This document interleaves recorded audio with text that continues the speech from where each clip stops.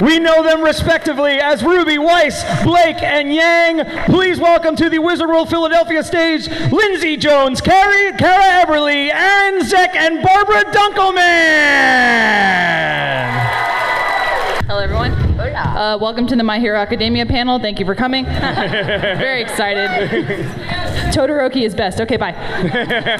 Whoa, taking sides right off the bat. Get out. Yeah, making fans. Welcome. Thank you so much for joining us here in Philadelphia. We've got we're obviously giant fans of the show, so we're excited to have you here. Yeah, we can cheer. We can cheer for ourselves. Yeah, and fans. I know you guys have been on the convention circuit a lot lately. Is this first time in Philly? First time to the city? I'd love to hear just sort of your impressions of the city. I've been to Philly before, but not the convention itself. Yeah. I've never been to Pennsylvania or Philly. I'm very excited to be here. Oh, very nice. Very nice. I was here last year, and I'm also that idiot that was like, is Philadelphia its own state? Like, because it feels like it is to me. Excuse me? Yeah. I had a dumb blonde moment. Yeah. I know they don't. Be careful. I don't think we like Pittsburgh, right? That's for fact, right? Yeah. Well, when Philadelphia has the revolution and they rise to become their own state, you'll be the forefront. When Philly's of that. I was here, I want to say in 2009. Oh, okay. So a long time ago. I remember the bell and the love sign, and that's it. Wait, is the love sign here? Why not sisterly love? God, I know nothing about y'all. Have you had time to explore? I know you've been at the convention all day and kind of trapped indoors, but any explorations? We've traveled a 2-mile radius outside of our hotel, and boy, is it exciting. We went to Dante and Luigi's for dinner last night. Yes. There we go, okay. It was very cool. good. We met a waiter who'd been working there for 35 years. He was older than we were. It was kind of, made us feel younger, older. 35 years, I would hope so. mathematically. Yeah. That was dumb. You said he's older than us. Yeah, you said he's older than us. That's a natural. You mean he's been working there for longer than we've been alive? There you go. Thank you. That was the polite way of saying it. We're supposed to be going to a speakeasy tonight too, so I guess I'm not supposed to talk about it. But well, because now these 100 people are going to show up there now. Maybe don't say the name specifically. That we talked about going to. Yeah. Oh yeah. No one knows what it is. No. Yeah. What speakeasy? There's a Fight Club meeting later. Yeah. I'd like to see that. I would show up for I would pay money for a fight. No, not between us. Oh, gotcha. You're just rooting. We're too nice for that. Well, welcome again, and thank you. I'm sure we have a lot of questions in the audience, which we'll get to. But I just want to start with the kind of beginning of the whole series. I was a giant, and I'm sure we all are, Red versus Blue fan back in the beginning. And that was early on Rooster Teeth. And I know you guys all started. That's kind of how it began, and then has now evolved into this amazing. What is you don't see this a lot anymore. It used to be big back in the day, those sort of web series and things, and now it's tough. There's a lot out there. There's almost so much. So I'd love to hear just a little bit about personal stories or professional stories about how you got involved with Rooster Teeth to start, and then how that kind of led to the first voiceover work, and then kind of continued on to now RWBY, obviously, the series. Yeah. I can start. Yeah, whoever wants to rock it. For a lot of us, I think all 4 of us actually, we had the privilege and wonderful pleasure of having Monty be interested in us playing the characters in the show. So unlike a lot of voice actors who work very hard and try for years, we did literally fall into it, and we can't thank him enough for it, so we owe him everything. But for the company, solid. Shout out, Monty. Thank you. As far as the company goes, for RWBY, I feel like we definitely didn't, but I think the company as a whole didn't realize how popular it would be. We thought maybe this would be a couple season show, and that'd be awesome. Maybe. Yeah, I knew. And then I had no idea. I thought that this was just going to be like a fun little side project for Monty to do, and I had no idea it would blow up this huge. So I was the first receptionist ever at Rooster Teeth when I was there, and Monty came up to me mid-crunch time of season 9 of RVB, and usually I'm kind of just the person people run ideas by. Hi! Sorry, it's okay, we get a little... And he came up to me and he's like, so, I have this idea for a new show.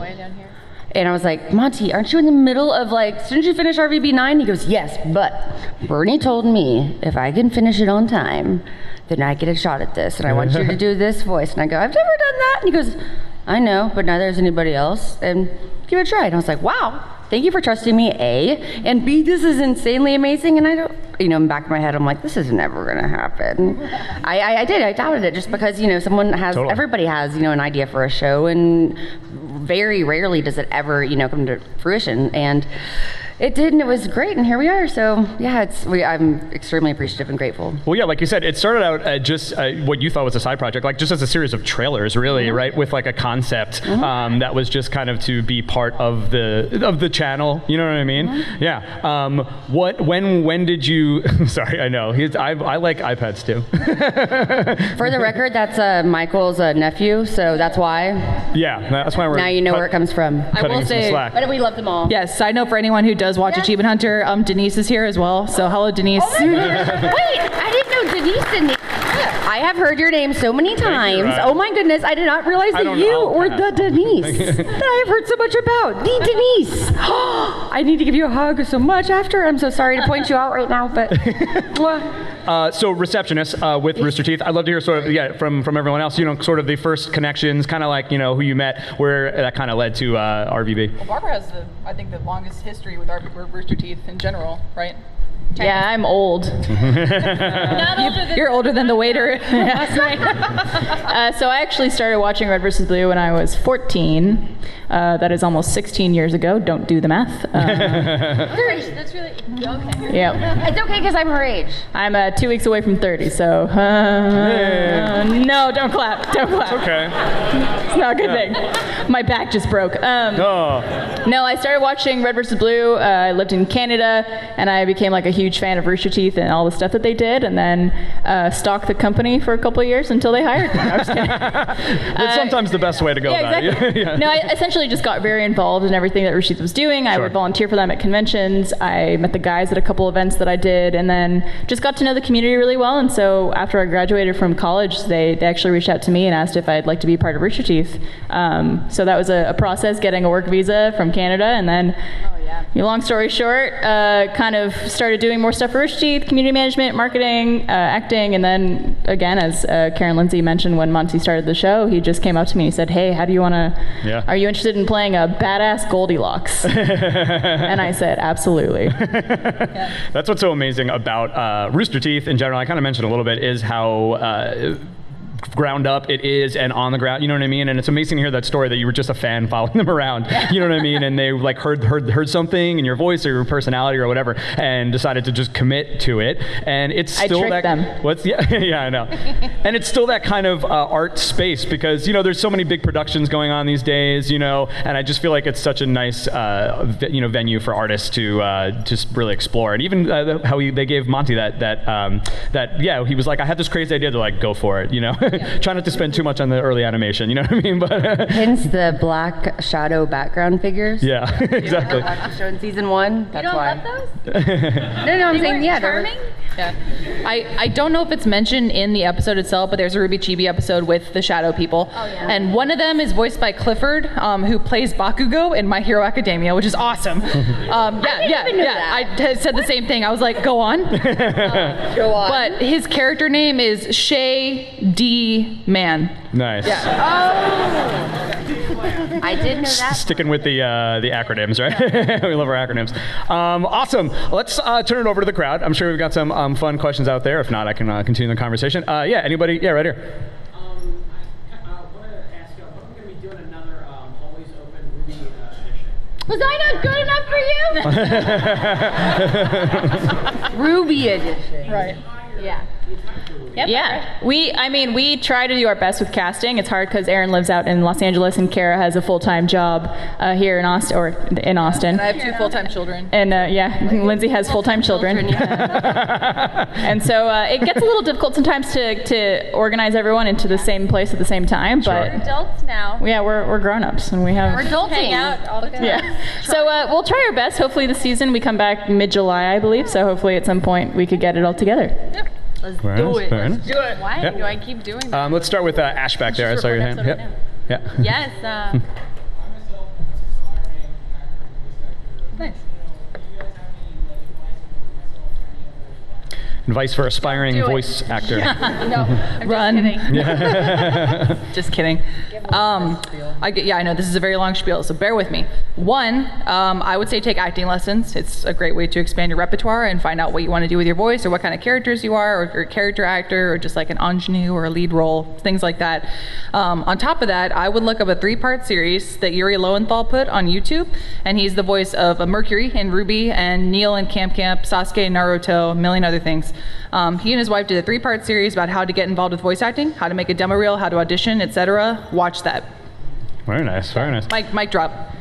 Done. No, we have no time for further answers. No, I'm kidding. Yeah. Any other advice? The only other thing I would just add on is Elizabeth Maxwell, who does voice Winter and several other characters in different animes, always says She's go to Midnight My Hero. There you go. There, also that, and Mishimo and whatever. I think that's what it is. Yeah. Okay, yes, the end of Attack on Titan. But she always says, if you just Google local voice acting workshops in your area versus. I mean, classes are great as well, obviously, but if you don't want to commit to like an entire whatever months of classes, you can just do a workshop on the weekend. It might cost like $60, $80, but it kind of just is like your one taste to get into it, and they kind of just go overview everything, kind of just like 101 voice acting. If you really want to get into it, here you go, but it's kind of step in the door, so.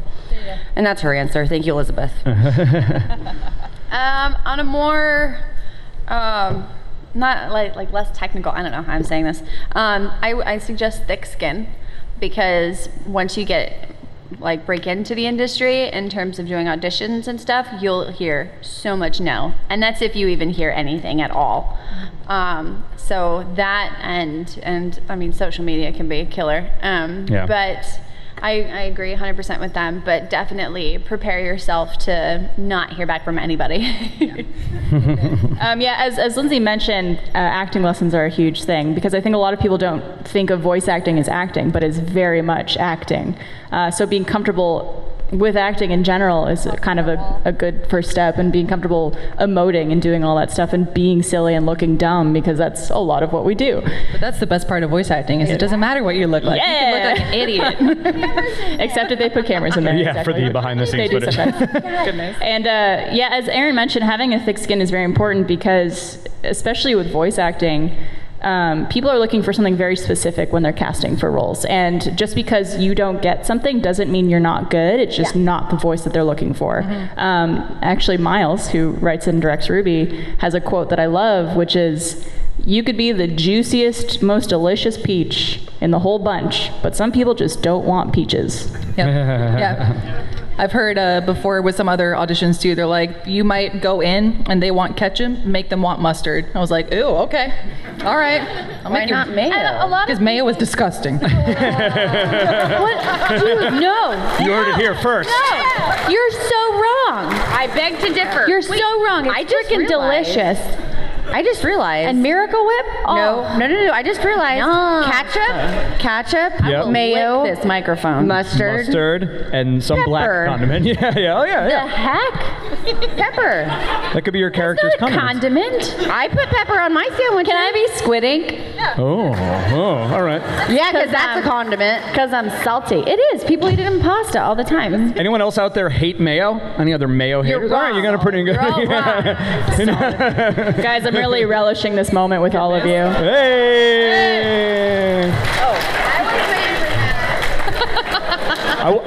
I would end it there, but we have 25 more minutes to kill. Yeah, you're going to have to come back with that joke at the end. Have the pun ready to go at the end, because that was an awesome ending to the thing. I have nothing to say, but I don't remember what we were talking about anymore. We were talking getting about into voice voice acting, acting. and Getting into the industry?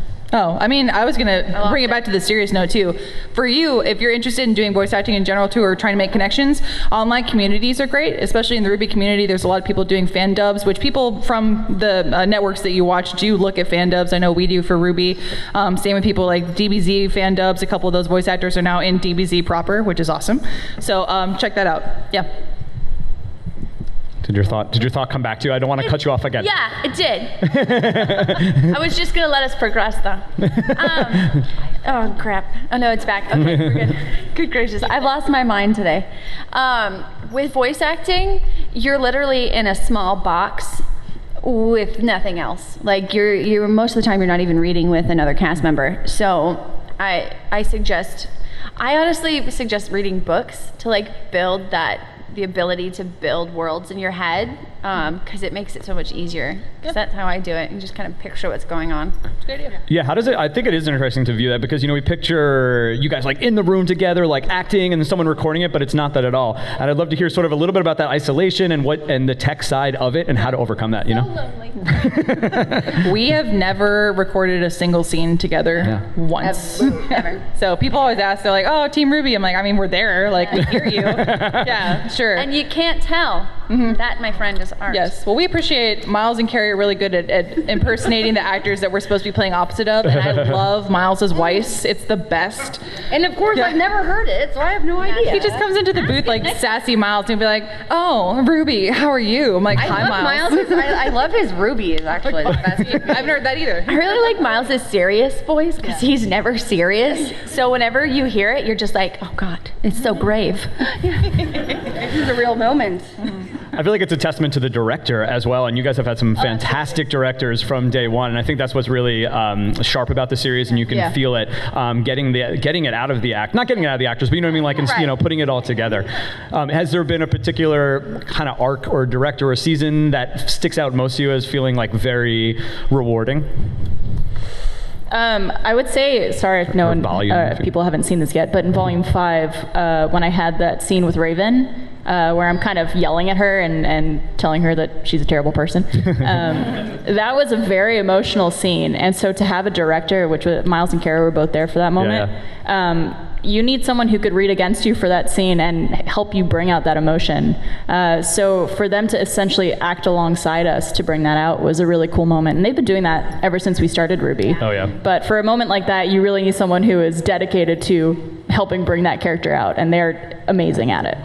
I mean, just to piggyback off that, because it's totally true, there was a Volume 4 with Weiss and her father, the scene, in the bedroom, and that sounded weird, but she's essentially, he's yelling at her in her bedroom, and eventually, he slaps her, which is something that is completely inappropriate, but he also strips her of her title of the heiress to the Sinead Dust Company, and that's also something that I had never done as Weiss or as a voice actor, like really gotten deep into the character. So it, as Barbara said, it's very, very important to have someone that can read. When we say read against you, it's kind of reading the other lines as the characters to help you understand the tone and the emotion that you need to have. But also, just as far as favorite, volumes and whatnot, I would definitely say 4, just for my own reasons, just because of Weiss's development during that. Yeah. With Blake, I think a big pivotal moment for her and for me as an actress was the scene after her house is burnt down and she blames everybody, even though she did it. It's like this massive, we did this. I did not. You were there. But it's like this 3-paragraph long sort of amping up and getting the White Fang back together as a positive group in the way that it was supposed to be. And that was challenging for me because you have to make that whole thing grow. It can't just be a stagnant monologue, essentially. And I'd never had to do something like that. So that was a lot of fun to work on and do, because with scenes like with Yang losing her arm and Blake crying with her dad, I find crying really easy. I'm really good at it. Yeah, I could. Baby girl, get me started, okay?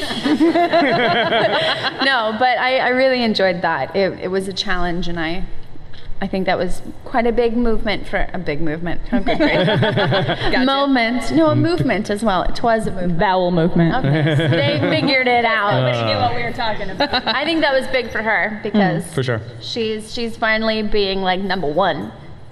Solid, taking charge. Yeah. Yeah, sexy. For me, there's multiple moments at the end of Volume 3 that are awesome for RWBY, and that was the first time that we really got a lot of grounding in the character that we hadn't explored before. My favorite will probably be Leave Her Alone after things happen to Penny. and We already warned everybody. I know. Yeah. Sorry. So Penny gets ripped apart. Oh. Boy. Maybe I know. So ripped apart. Like your emotions, they were torn. But I mean, like they say, okay, in this moment, like she's defending Pyrrha and she picks up Penny's weapon. It's supposed to be very emotional because it's like you just lost your friend and you're using her weapon to defend your other friend. So you have 3 words, and in those 3 words, I need you to convey all these emotions. Okay, go. And I was like, okay, but I think we did a good job.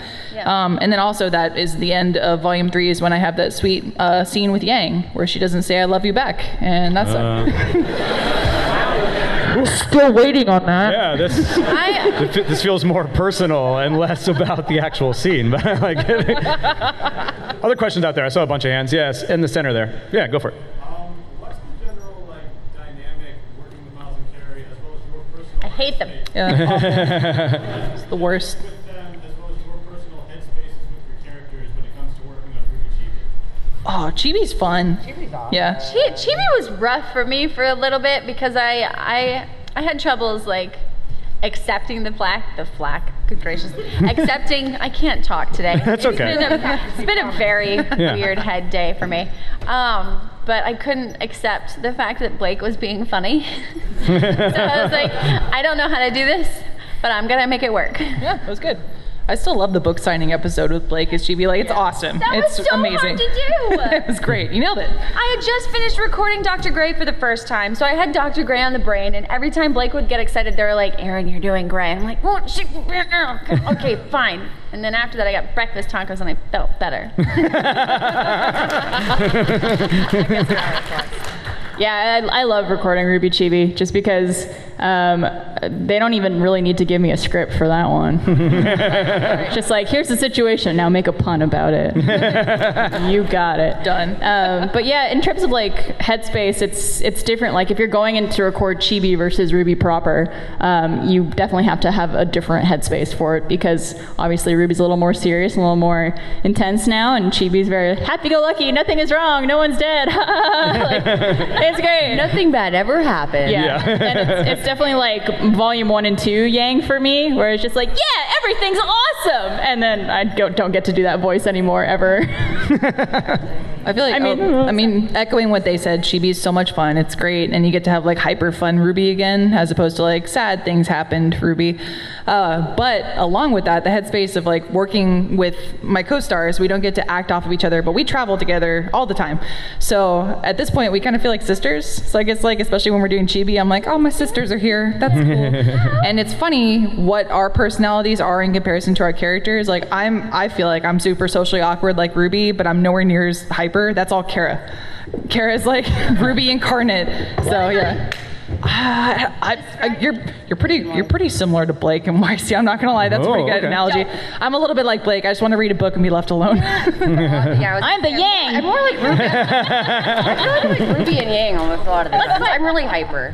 Yeah, but that's like important, you know what I mean, when bringing it. But also, I think both bringing that energy, but then being able to kind of turn it off and like come back, you know what I mean? Part. Yeah, and kind of exploring, and that's why Chibi's so great too. You know, because it's allowing you as performers to do it, but then us as audience members too to view it just from like a different light. Same thing with the Magna and everything. You know, all the storylines going in there. Like it's just cool how the manga. Sorry, I said Magna. I got the disease. The can't talk thing. Yeah. Make America manga again. Make America manga. If there was only more manga and less MAGA. Okay, moving on. Let's get, right over here on the end. So what have you learned from working on Ruby that you're using as you continue on in your career or your personal life? Learn from Ruby, continuing on with a personal or professional life. I'm trying desperately not to have like a sarcastic answer. I'm sorry. That's the achievement hunter in me. We're at Ruby.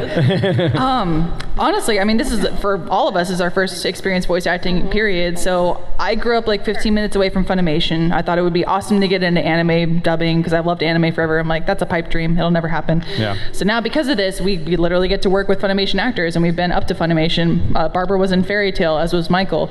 Michael and I were in Overlord together. So we kind of got that awesome circuit into like official hardcore intense voice acting, and that is the coolest thing ever. I'd say even though I'm like really hyper and talkative, I'm actually really insecure in people, and I guess that's kind of what I hide behind. But I'd say just getting the chance to voice act and seeing that people watch it and they like it's given me a lot more just confidence in general. And I know it sounds kind of cheesy, but it's really true, and it's just something so simple like that. But seeing a show and people say like that they like your character, and that people dress up and that they watch the show just makes me feel like, oh, A, this is amazing. B, this is like it's a big confidence booster, I think, for all of us. Never doing voice acting or anything like that, and I mean, and I'm even nervous like right now talking in front of a lot of people, which you would never really think if we've been doing it for so long, but it never stops being nerve-wracking. It never stops being nerve-wracking, exactly. But so I'd say it helped me feel a little bit more confident. Ish. Very awesome. Very cool. I feel like Ruby actually deals quite a bit with mental health stuff, like in a very low-key way. Like you've got PTSD, you've got like abusive relationships, social anxieties, like, and it's kind of yeah. Well, I mean that's just systematic. But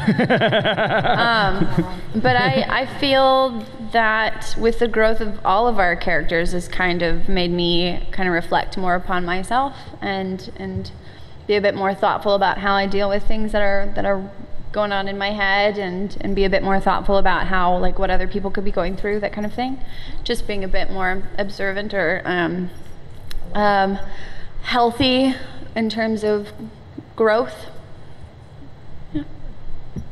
I think doing Ruby, I mean, we've been doing stuff at Rooster Teeth for many, many years, and Ruby, I think, is still 6 years now old. 2013, somewhere in there. Yeah. 2013. But something that it's helped me learn, just like being in something that's grown in popularity, and you deal with a lot of people's opinions and a lot of criticism and a lot of hate, is to focus on the positive. And essentially, we're doing this show for the fans and for the people who experience joy from it and get entertainment out of it. And there's always going to be people who don't like what you do or find something to be terrible to you about, and you have to kind of let that slide off of you. And I think this show has helped me learn that a lot, because obviously you're subject to a lot of people's opinions when you have a big show and a popular project. So just remembering the people who love it and who love you, and knowing that that's what's important. Awesome. Yeah. Like Some you people, guys. Some people don't like mayonnaise, for example, and we should just remove them from our lives. No, I'm kidding. No, I think. Yes, we should. No, and I think that's what we get out of it. What you guys were saying too, like, it's amazing to hear from your perspective as the performers, because that's what we see and that's what we feel through your voices, through the characters, is that same connection that you have with the characters, and we're just getting it on the audience end. So we thank you for that. We appreciate it. Yeah, right here. Favorite Ruby episode? Talk a little bit about the volume. Volume 4, the fundraiser, when Weiss tells everybody to shut up and finally does that. I was so proud of her. Everyone, shut up! All you care about is your stupid. I was very proud of her when that happened. It was. Thank you. I was too. I feel like that was a little bit of a turning point for her, literally. My favorite episode, I have too many to name. I love episode 8 of Volume 1, where they have the fight with the Nevermore in the forest. That's one of my favorite moments. I love the end of Volume 3.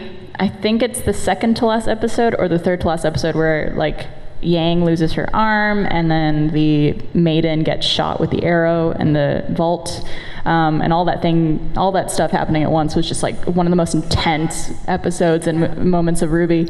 And then Volume 5, when Yang confronts her mom. Yeah, those are my favorite 3 episodes. I love the apathy. Oh yeah, that's great. That was scared the crap out of me. I was watching it in public, which was a mistake. Yeah. It's so creepy. And I had to re-record that line, "It's fine." That one, like, so many times. I couldn't, like, can you imagine saying "it's fine" like 30 times and like, It's fine.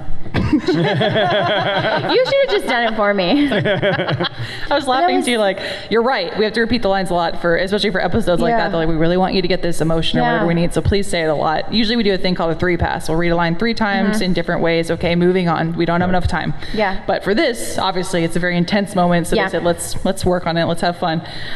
But being me, I'm kind of an a-hole sometimes. So we're recording that episode. I know. And I know. What? So some of you guys might know the series Metal Gear Solid. Okay. Never heard of it. Tell us. No. So, in the scene in the apathy, when they're in the basement together, Blake gets taken by the apathy, and Ruby has to reach to her and be like, "I got you. Let's get out of here." I know. I got you, boo. But so we're recording, and again, I have to go, Blake, like a million times. So finally, I just went, I said, Snake, and they're like, "Oh, you nerd." A giant exclamation mark appears on her head. Yeah, and then Blake went into a box and left. She is a cat. Makes sense. Are there many changes? I mean, I know, and correct me if I'm wrong. If that you're seeing the animation in front of you, and you're kind of timing it. We're actually not. Oh, you're not seeing it. Record the audio first. Oh, that's awesome. That's awesome. So they're basing it kind of off of your performance. Yeah. So I guess to explain for anyone who's not familiar with voice acting in general, so there's a thing called doing audio that is like real time, and then they animate to your performance, and that's what we have the luxury of doing with Ruby, awesome. which is not very common with anime at all, because obviously it's made originally in Japan and then dubbed in English. We are the reverse, where we do it English first and then they dub over us in Japan, which is really cool. Yeah. I want to meet the Japanese wife. Dude, They sent us a message at New York Comic Con once. We I freaked want to out. meet That her. was Meet cool. her. If you haven't had a chance to listen to Ruby in the Japanese dub, please do so, because they are amazing. They're really, really good. Don't get too excited. Don't like it more than us, please. Yeah, right. I mean, check it out. Awesome. Let's go way in the back with the red glove there, just because I can see it. Favorite episode? Why didn't anyone say the food fight first of all? That's I do love the food fight. Yes. Turkey. Oh, Lord. The food fight, I mean, it's like a little sentimental, but it's true. It's like the food fight's awesome because that's all Monty. Like, It is. 100%. That was just him animating that whole thing. And that's cool. amazing. And the second thing was, out of the entire Ruby soundtrack, what are your Oh, soundtrack. Yeah. Such a huge part of the series. We Yeah. always have the same ones, I know. Yeah, I know. Lindsay and I always have the same ones, but True. Red Like Roses Part 1, mainly just because I did it's very, we can definitely connect to that and brings back a lot of memories, but I also I watched Monty and Jeff spend so much time, really even just timing every little, like even half second down, just to make sure that it would match just the movement of the animation / also just the tone that they wanted to convey. So seeing that process is something that I don't think a lot of people get to see, so that will always hold a special place in my heart, not to mention just, the song in general. Word. Yeah. I like Red Like Roses Part 2 because for thank you. Solid. Thanks, Joker. For any character that I play, I like to try and find a character's theme song. It helps me get into the headspace for the character. So for Happy Ruby, it's a lot of like anime theme songs, like the Lucky Star theme song, or some DDR music. I don't know. But for Sad Ruby, Ruby Volume 3 onwards, Red Like Roses Part 2, I'll listen to that, I'll cry, and then I'll go record. Yeah. I really like the original intro. Is that Red Like Roses Part 1? This will be the day. This would be the day we're waiting for. All right, you know it. You know the words. I'm clearly very good at singing. I like that one because it just kind of reminds me of where we started, and I always get goosebumps because I just remember the first day that all of it like came together at RTX, and all of us are just like behind the screen, just like freaking out because everyone's so excited about it. Yeah, it just kind of re-grounds me, reminds us where we came from. Yeah, gotta stay humble. Like Jenny from the block. That's She's my so favorite humble. Ruby theme song. Yeah, I always like whenever we start singing This Will Be the Day, because it's just a bunch of us going like, it's not pretty. That's why I do not sing as Yeah, wife. we're not singers. Well, you are. It's exactly The music is You're such all a huge Yeah. part of the series. I feel like it really Yeah. helps define all the episodes. You know what I mean? So you're getting that perfect mix of voice and animation and music. And I feel like that's what Yeah. really kind of lifted and made it special and felt unique back when it was just those trailers. Back in Totally. the For day, me, my favorite songs, I have way too many to name. It's going to sound really kind of humble brag, but I love all of Yang's songs, like the I Burn, Gold, Ignite, Armed and Ready. She's not armed anymore, but she's ready. Two good I puns think so far. one of my favorite all-time songs is actually Cold, because it reminds me of Monty. Yeah. Word. Yeah. Word. Yeah, right here. It's polar opposites. Yeah. Was there ever a moment in your voice of your character that you were very frustrated with them personally? With the characters? Like as far as like what was in the script, was I frustrated with like what they're doing? Like Ruby, don't go in that closet. Don't do it. There's a monster in there. Several times, I think. Yeah. I mean, especially like Ruby. People mention it early on in the show. They're like, God, Weiss is so mean to Ruby. I'm like, yes, but I get it because Ruby is really annoying. I'm like, you have to chill for 2 seconds. So yeah. Absolutely. I don't necessarily agree with Yang's angst towards Blake. I think that she held that grudge a little too hard, too long. Me too. But again, it's like we are not our characters, so we're just there to kind of portray what they're going through. So we're not always going to agree with what they say or what they do, but that's how it is. That's their journey, baby. Yeah, you've got to find a connection, or else you're not going to do a very good job. I didn't like when Blake slapped Sun. I thought that I didn't either. Yeah, I was. Oh, I get it. I just felt really like not. I don't want to say out of character, but it was out of character. It feels like maybe some kind of like a bit of Adam kind of came out through her in a like she didn't know how to deal with her frustration, so she just like hit him. And that's just not a very healthy thing to do, and I was a little shocked, perturbed, if you will. Perturbed. Oh my God, because she's a cat. I did that by myself. Yeah, thank you. All right, that's all. I wish, and I've said this millions of times, but I still always will ship Jean and Weiss, and so I wish Weiss would have said yes to Jean to go to the dance. Why won't you just give him a chance? No. Give him a chance. Come on. You never know what could happen. Yeah, I know I've been avoiding you for a while. Your turn. Go for it. Oh, of course. You're the one coming to see us. Yeah.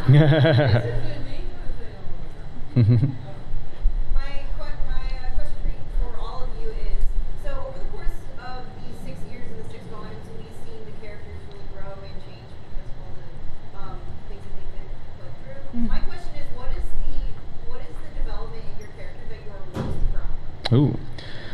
Oh boy. Yeah. I mean, I guess we're going to assume that everyone here has watched up until the most recent episodes. So, but Ruby confronting Crow is awesome. I loved because I mean, understandably, she has taken his lead and said, "You have more experience than me. You're my mentor. I'm going to do whatever you say. Yes, sir. I'm here for it." And this is the first time where she goes, "I don't think you're right. Like, I don't like what you're doing, and I'm going to take charge because I'm team leader. Darn it." Yeah. Gosh darn it. Yeah. Very nice. I think I mentioned this earlier, definitely still the fundraiser episode, because I feel like that is Weiss's starting point of, I don't have to listen to my family anymore. Like, they're wrong. And I've been growing up like, that's not cool, you know? Sorry. What? Just being saucy. I'm making myself laugh. I'm sorry. I was like, "You're not my real dad," and then I realized, wait, he's not a real dad. Yeah. So I made myself laugh. That's all. That was it. Okay. I'm so sorry. All right. I like when Blake confronted her parents. And it wasn't like a confrontation, like I'm mad at you. It was like, how are you not mad at me? And now I'm gonna get a little teary. And it just like it kind of hit hard having like that conversation with your dad, because it's a scary thing if you feel that you've like betrayed them in whatever way, and you come back and they've got this unconditional love for you, and they still like love you even though you messed up. I almost dropped that F-bomb. But I thought that was big for her, because she does run from everything in her past, and this time she was running to fix her past, I guess, to make amends, and I thought that was very big of her. There we go. For Yang, I would say that I'm very proud of how she handled everything that she went through at the end of Volume 3 and up and through Volume 4. Just kind of dealing with a new normal, which could be very difficult and very life-changing. And going through what they went through and experiencing the fall of Beacon and losing an arm and having people abandon her, and to still come out of that even stronger. What was that? Oh. Perfect timing. But yeah, I think just like to have a character that has been through so much but could still come out strong and still come out as someone who is there for her friends and her teammates and still kind of wants to protect people is a lot. She protect, she attack. Yes. Well, I know I can speak for everyone and say we're very excited to see what happens to the team in Volume 7, and thank you for joining us as a live team of amazing actors. Please give it up one more time for Lindsay Jones, Kara Eberly, Aaron Zeck, and Barbara Dunkelman. Thanks for watching all the way to the end. You can subscribe here to subscribe to the channel. There's more videos off to the left. And Mr. J says, don't forget to ring that bell button for more notifications.